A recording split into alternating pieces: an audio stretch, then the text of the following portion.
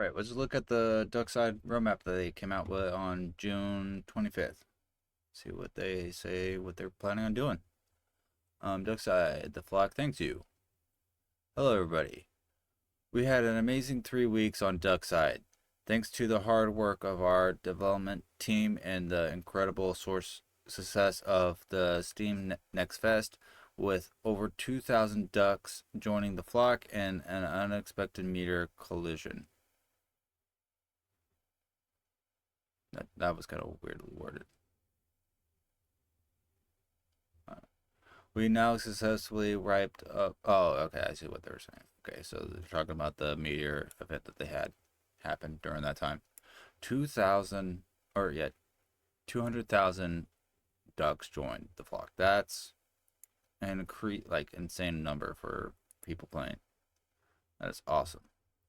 We want to extend our thanks to all of you who participated.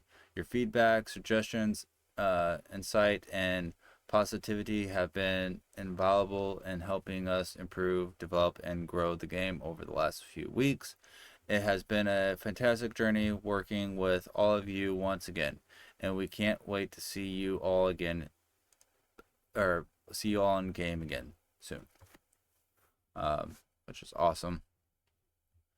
And of course, the culmination in the beta, we thought now would be a perfect time to share some of our plans for the future of Duckside. So today we're going to detail some of the near future development goals, which is awesome that they're doing that and actually showing, hey, this is what we're going to be working on next couple weeks before we come out with another demo. That is awesome. Or the game comes out. We don't know. I don't know, or haven't heard anything about if they're coming out with another demo or game release, but we'll see. Nature, environment, and art overhaul. We love we love nature. Ducks love nature, and we want to create a world with both of us can, or not so peacefully, coexist and enjoy. Which I think is awesome. That means they're just, yeah, that's funny. Good joke. So with this in mind, we currently exploring an overhaul of the natural environment on Duckside, archipelago, archipelago to both improve and build upon the visual aesthetics of the game, alongside facilitating a wider range of gameplay experience and play style, which I think is awesome. I'll love to see what they come up with. Something we keen to avoid is going too realistic. That apparently they don't want the game to be too realistic, which I love to hear because I like the way the game looks right now. Cartoonish a little bit, but still not like fully in the depth of cartoon. It's very nice. I like the color of the game. The world of Duckside already has a lot of character and vibrance, and that's something we want to maintain. Our goal inside is to flush it out more with more lush, diverse, and immersive areas in keeping with the style, look, and Duckside is known for. Um, so it sounds like they're wanting the game to be similar looking. It's just they want to have more color, different color patterns, different color grass, different color trees, that kind of stuff, which I think would be awesome. I'm hoping that we don't see a lot of like Christmas trees and giant bushes coming, like in Daisy and Tarkov. I don't like having to fight through a bunch of bushes and having to deal with bush campers like that. So hopefully, like the game already, you fight people more in the air than you do on ground. But the times you need to fight people on the ground, I would like to have that more of the same. Below, we've shared the current art style and visualization of our concept for improving the world, alongside some ideas and details about our reasoning and vision. Um, Trees, lush and dark for better composition and separation from the ground. Increase quantity with birches for color, contrast, and younger trees for realism and diversity. Um, like I said, I like the idea of that. I don't want to see a lot of low hanging branches, Christmas trees, things that impel you from being able to visually see when you're on the ground. Um, it'd be kind of cool, like in the forest scenes, you kind of can see it in the what they're showing, from like you being under the trees and above the trees will very much affect the gameplay. So I like to see that. I hope they don't add it where you can sit in too many more trees. There was a couple of them that you could sit in the game before. Uh, kind of made it. I don't really get canned from it that much, but if it becomes a more thing, it'll be kind of annoying. Grass and bushes, more diverse grass to create a dramatic landscape, adding bushes to complement trees composition, especially in forest areas. Like I said, I hope we don't see a bunch of big bushes everywhere. It doesn't seem like it from what the visuals they've seen. Um, I don't know if these are supposed to be bushes here. It looks like they're adding a lot more. I hope they're not very tall and axis, but those could also be weird patches of grass. Also see some up here. So we'll have to wait and see what they come up with. Cliffs. Minimalizing minimalist textures with less tailing contrast nicely with green grass and dark water. Which the water in the game I think is awesome. The color of grass they have, if they add more different color patches of grass and variations, I think that would be cool. Rocky shores and interesting rock formations, including bridge-like shapes and tunnels like holes for visual appeal, um, which I think is awesome. That this right here looks absolutely cool. Imagine being able to fight people in that, like around that, and throughout it, the little bit of rocks around there will add more cover for if you go down lower. The different height sections here, it's going to add more PvP style and more of a style. I don't want to see a bunch of tunnels where people are building bases in, so I hope they make it where it not very viable for building bases in. It's already got somewhat of a tunnel problem, I think, but we'll have to wait and see. Other shores should be made of sand, dirt, and cliffs, not grass. Additionally, adjustments are planned for the further enhancements. Um, yeah, I like the way this looks. The cliffs will add more of a PvP situations with the rocks as well down below for cover. Um, I think would be awesome. Plus the variation of the sand and always looks good. So, but let's see what else they got. Base defense mechanics. Over the course of the beta, we identified that base raids were both too common and far too easy for anyone with adequate firepower or equipment due to lack of defense mechanisms being currently unavailable. With that, the team have begun formulating ideas for further base defense systems, starting with turrets, which we hope to have implemented ahead of the next public hands-on of the game. This will ensure our base remains protected even when you're not logged in. Um, I think the turrets is good. I think the problem with the bases being rated more commonly rated and it being difficult to or easy to raid, I think has to do more of people not understanding how to build their bases than necessarily the mechanics not being good. I think the mechanics are very well good value wise, um, but offline and online, it would I don't know. It's hard to say. I do have 2,000 hours, or not 2,000, 200 hours gameplay, and I did a lot of base raiding. Never really had to defend a base too much often. Uh, we did have to have one base defense, I think, but I wasn't on at the time, and my teammates were the ones defending, and they never got to our core. We actually survived the raid, So I don't know. I really feel like it's more people just not understanding how to build their bases for base defense. A lot of times when I rated people, they would have like an open four or at least a 1x2 to a open 2x2 in their base with the TC out in the open. Um, I think if people actually started hiding their TC a little bit more instead of just placing it down in their main loot rooms and that kind of stuff, I think the base defenses would become more harder to do. Um, but that's just my opinion with the amount of hours that I have in the game. There's probably people with more hours in the game that say the opposite of me. So it really, I'll have to really get my hands on the game again and go through it again and actually do a good, decent build and actually raid somebody that has like a very well built base and with a defense. So we'll have to wait and see. Resource balance overhaul. We're working ahead how resources are gathered, spent, and valued in game.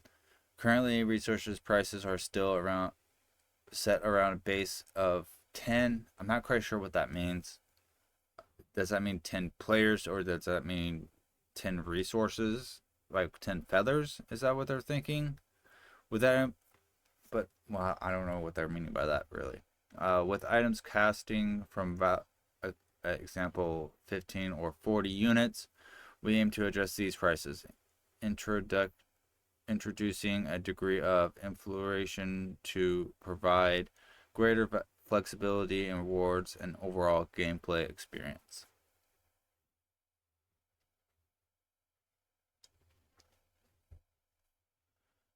Like I said, I don't quite sure what they mean by this one, the statement here.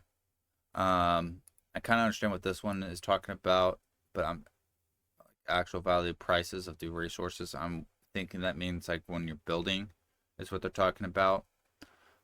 Which I didn't find too much of an issue, even as like a solo building up.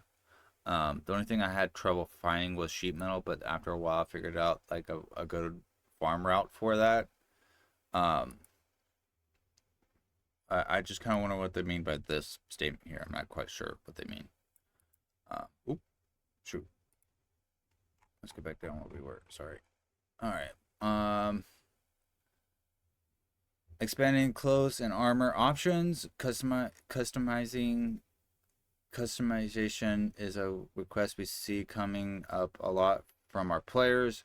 So we are expanding our crafting system to include trousers and in addition to jackets, which I think is awesome. That should have been done this patch. I think should have been implemented. Tried to been implemented this last beta, but it's not wasn't that big of a thing, and it would be nice to see that. I would also like to see you being able to craft maybe like low tier chest pieces and helmets, like the armor pieces, but it's not that big of a thing with how many you were able to get from just running the POIs. So I don't think that's a big issue. With the specific attributes that will further aid players in specific situations. I don't know if that means they're going to add like a perk system to the equipment you can get, and that will change the way the game plays. I would say it'd be kind of interesting. Um, I don't want to see too much of that because if you implement that and then start adding more like skins that you can buy and adding perks to those that what you're buying, like the skins you're buying, that will make the game more pay to win, and I don't want to be seeing that in the game. The main goal here is to enhance customization and make crafting prices more meaningful and balanced. Um, which I think would be awesome. Yeah. What I want to see more, tell you the truth, is being able to see what people are wearing whenever you're flying around. Make where like maybe the duck chest piece just change, maybe a little bit more customization on your duck itself, um, as well. But then also being able to visually see like, hey, this person has gear, or hey, no, this person is just running around with a bow and doesn't have much, you know. Let's see, weapon balancing adjustments. Nobody likes seeing every enemy kitted up with whatever weapon is dominating the meta at the particular point in time. So we are in the process of fine tuning the balance of weapon damage. Some weapons will see an increase in power, while others will be adjusted downward to ensure a fair and engaging combat experience and multiple variable options for combat engagements. Um, I didn't really feel like there. I mean, there wasn't that very many guns. They had two assault rifles. They had one sniper. They had one SMG. They had two pistols. They had basically two shotguns, and from tier two to tier three. The low tier, which would be like crossbows, the one tap shotgun, the one tap um, rifle thing that they had. Trying to think what else they had. Bow, nail gun. I think it was balanced very well. I liked how the uh, assault rifles were basically equal. I think the SMG was a little underwhelming to use. I think, but that could be sort of damage wise increased or lowered. I think if they made it where it could have a red dot on top of it, the SMG would be very viable. The pistols were, I think, the thing that was unbalanced the most comparison wise. Um, Crossbow felt good, nail gun felt good. Um, so yeah, I don't know. I would have to wait and see what the adjustments they do to really judge on that. Tell you the truth. Potential new weapons. If time permits, we plan to introduce new weapons to the game. Specific type of weapons are still under consideration, but they will be designed to enhance gameplay, variety, and excitement. Um, I think that's awesome. Yeah, more weapons, more styles. I always like to see. I don't think it's that big of a thing to do for now. But if they do get it done to implement new weapons and stuff, it's always fun to see. What I would like to see is maybe another pistol, like like a revolver, heavy shot revolver pistol, or like a deagle almost. Um, Maybe a different SMG that's not burst and make it a full auto MP like um, SMG, with also improving the scarab as well. Other than that, I don't really see much about it. Um, I almost would like to see the Mosin get a scope. I don't really want to see another sniper right now. I would rather see this how the Mosin feels and handles with a scope on it, like a PLU scope or something like that. But yeah. Anti-cheat measures. We are exploring alternate anti-cheat systems as we speak, with the aim being to provide a more secure and fair game environment for all players. No decisions have been made in this on this front, but we hope to come to a decision ahead of the next hands-on of the game for the public. Um, Anti-cheat is always nice. I think, I mean, that should be a given. It should have probably been like the first thing they just always put out there. Hey, we're going to be always focusing on anti-cheat, keeping the servers good. With the 200 hours of gameplay that I have, I don't really feel like I ran into too many cheaters. I think there was three suspicious situations I was in that I felt like I was getting cheated a little bit. But two of them was kind of debatable of if they were cheating or not, and I don't know if they were. One of them I'm pretty sure was SPing. He knew where everybody was. He would always beamline it to people. He knew when anybody was around his base. It was very suspicious in my opinion. Um, there are cheats out there for the game. which is always a problem for any game. So, I mean, as much anti-cheat measures as possible, the better. So that's always good to hear and see. And more. Obviously, there's much more than this in the pipeline, but these are some of our immediate focus for the next coming week. Stay tuned for more news on what to expect from the future of duckside. Um, don't forget to join our conversation over on Discord and keep up to date with all things duckside by following us on social media. Go follow them, guys. It's awesome. I'm actually very impressed with the dev teams being openly talkative as they are. So it's always good to see, you know. Uh, but yeah, that's the game. It's the hour that I have. If you guys enjoyed this type of content, thank you. Please subscribe. Leave a thumb, leave a comment. I very much appreciate it, and it would help out a lot after that. So, you guys have a very good day, and I'll catch you later.